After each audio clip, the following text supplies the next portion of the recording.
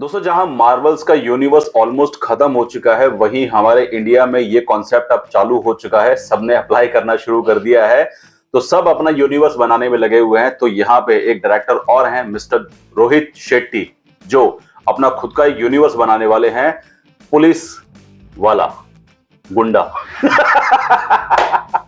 मतलब से उनका जो एक कॉप यूनिवर्स है, वो उसको बिल्डअप देके उसको बहुत अच्छी तरीके से बना रहे हैं। अभी हाल ही में उन्होंने अपने ग्रुप के अंदर, अपनी गैंग में 2-3 लोग और ऐड किए हैं। तो वो लोग कौन हैं और वो उस यूनिवर्स के बारे में क्या क्या बातें हो सकती हैं, आज इस वीडियो में हम लोग वही बात करने वाले हैं।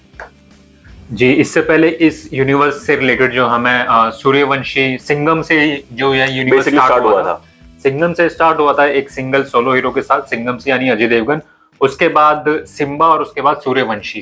तो अब तक इस यूनिवर्स में जो 3 हीरो जो हैं हमें दिखाए जा चुके हैं, सिंघम, सूर्यवंशी और सिम्बा। और आगे जो है दो नहीं, मैं कहूंगा 3 इसमें जो सुपर हीरो बोले हैं अगर इस यूनिवर्स के हिसाब से, सुपर कॉप वो ऐड हो चुके हैं। तो वो है फर्स्ट दीपिका पादुकोण, जो आने वाली है शक्ति शेट्टी के नाम से, और उसका पोस्टर अभी हाल ही में रिलीज हुआ है। और दोस्तों, मैं सच बोलूंगा यार, दीपिका पादुकोण तो वैसे मुझे बहुत ज्यादा पसंद है, बट उनका जो लुक एक्चुअली उस पोस्टर में दिखाई दे रहा है, किलर। मतलब यार, इतना बढ़िया पोस्टर है, और उसमें वो ऐसा कुछ नहीं लग रहा है मेरे को कि जैसा रोहित शेट्टी का एक हमेशा रहता है कि भैया वो कॉमेडी करते हैं, तो इसमें वो आई थिंक कॉमेडी करते हुए नहीं दिखाई देने वाली, बिल्कुल सीरियस रोल में होने वाली है, और आई थिंक फुल एनकाउंटर करने वाली है बॉस।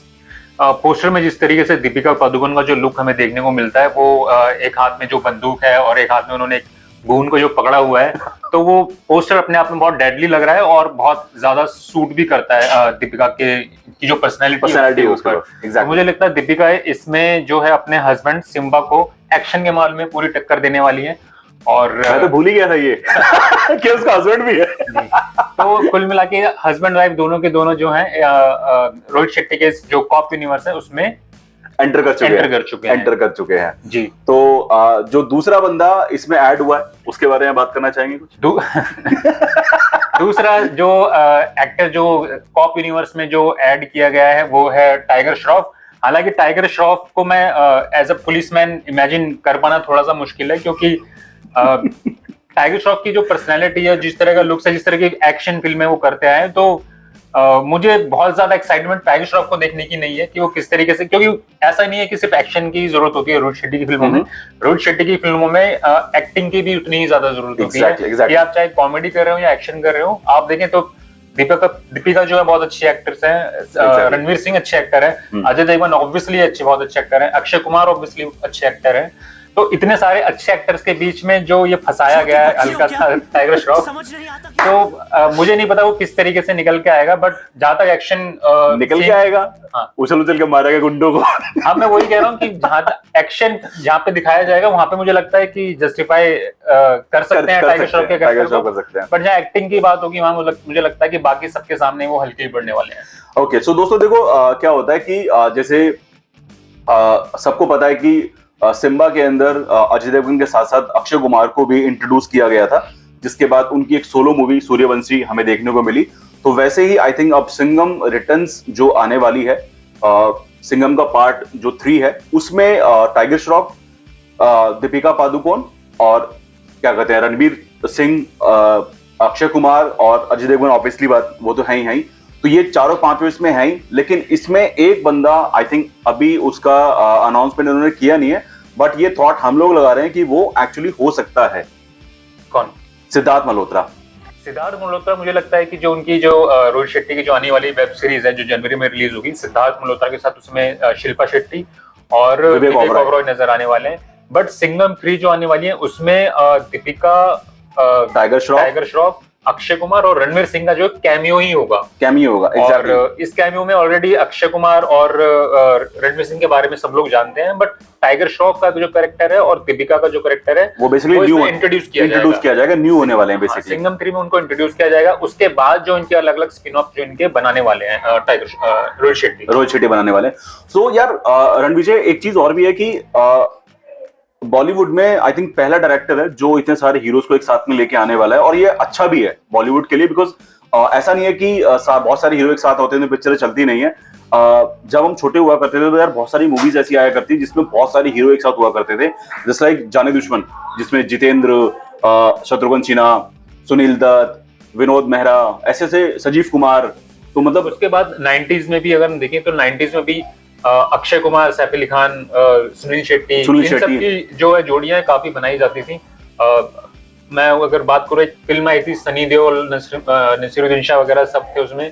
त्रिदेव में बहुत बड़ी स्टार एग्जैक्टली तहलका में बहुत बड़ी स्टार कास्ट थी। उस वक्त क्या होता था कि जो एक्टर्स की जो बड़े एक्टर्स थे उनकी फीस जो है बहुत इतनी ज्यादा नहीं होती थी, तो जो प्रोड्यूसर थे वो अफोर्ड कर पाते थे इनको। लेकिन आजकल जो 100 करोड़ रुपए जो अक्षय कुमार, सलमान खान, शाहरुख खान जैसे एक्टर से ले लेते हैं, तो ये तो मतलब प्रोड्यूसर के लिए थोड़ा मुश्किल हो जाता है बहुत सारे एक्टर्स को एक साथ। एग्जैक्टली अगर 10 हीरो एक साथ आ गए तो सबने 100 करोड़ रुपए ले लिए तो भैया तो पिक्चर तो चली जाएगी, बजट चला जाएगा, फिल्म का बजट बढ़ जाएगा और प्रॉफिट निकालना प्रोड्यूसर के लिए बहुत मुश्किल हो जाएगा, बहुत मुश्किल हो जाएगा। तो ये कमर्शियली थोड़ा सा मुश्किल हो जाता है प्रोड्यूसर के लिए। इसके अलावा दूसरी वजह ये भी है इसकी कि जो आजकल जो हीरोज के जो क्लैशेस जो होते हैं, ईगो क्लैश जो होते हैं, तो वो भी बड़ी बात है कि अगर शाहरुख खान है फिल्म में तो सलमान खान कैसे आएगा, अगर दोनों आ गए तो आमिर खान कैसे आएगा, तीनों आ गए तो फिर अक्षय कुमार कैसे आएगा। आ तो जाएंगे, लेकिन आने के बाद जो एक्चुअली ये हमेशा से रहता है कि भैया मेरा रोल कितना है, मेरा रोल कितना नहीं है। और सबसे बड़ी बात ये होती है कि जब वो लोग एक्टिंग कर रहे होते हैं कैमरे के ऊपर तो इम्प्रोवाइजेशन इतनी कर देते हैं कि